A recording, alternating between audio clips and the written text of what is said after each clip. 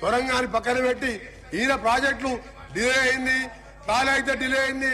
అధ్యక్ష ఒకటి నీ సబ్జెక్ట్ మాట్లాడుతున్నా, నీ సబ్జెక్ట్ మాట్లాడుతున్నా. ప్రాణాయిత డిలేట్ అయింది.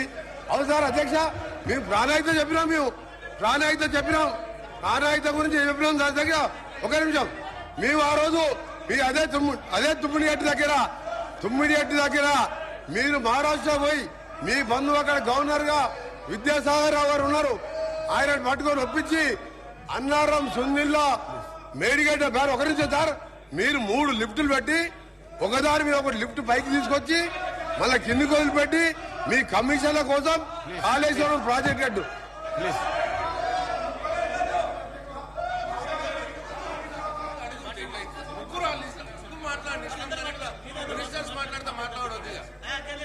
హరీష్ రావు గారు